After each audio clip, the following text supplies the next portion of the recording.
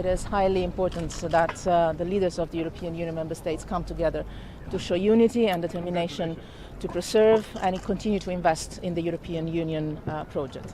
And let me also add that I'm flying directly from Tirana, where I was attending the leaders' meetings of the Western Balkans, and it was for me, and it is for me, a special message that the European Union integration process has such a high level of support in the countries in the Western Balkans, being in Romania, that I really believe that the leaders today and in the future years will need to consider the future of the Balkans inside the European Union as a matter of priority for our economic prosperity, for security of the region.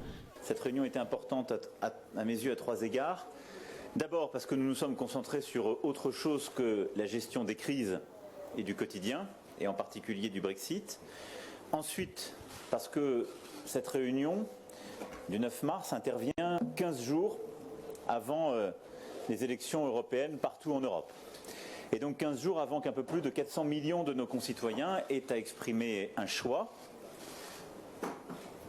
Il dépend évidemment des listes de chaque pays, mais même s'il y a des nuances entre les visions, il y a clairement des projets qui veulent construire l'Europe en la changeant, en la refondant, en la transformant, en l'améliorant, et des projets qui veulent la déconstruire et dont la présence est croissante et qui veulent revenir au nationalisme sous toutes ses formes.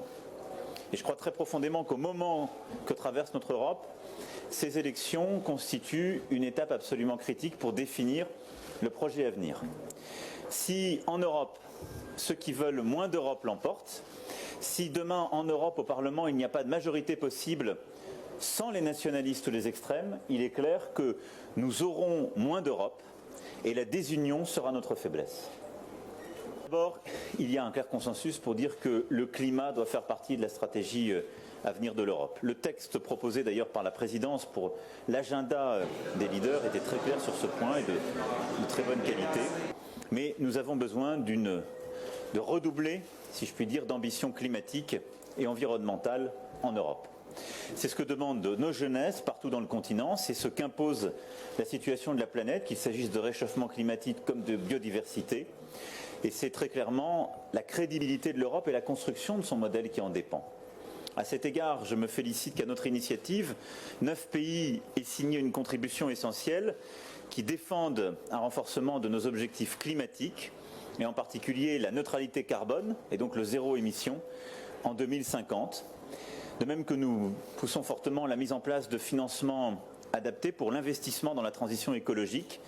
Et j'ai proposé à cette fin de mettre en place une banque du climat qui permettra de porter toute cette ambition au niveau européen. Il y a évidemment toutes les réformes que nous devons porter aussi pour un prix minimum du CO2 en Europe, comme une taxation à nos frontières. L'ambition climatique doit faire partie du cœur de stratégie de la Commission et du Parlement européen à venir.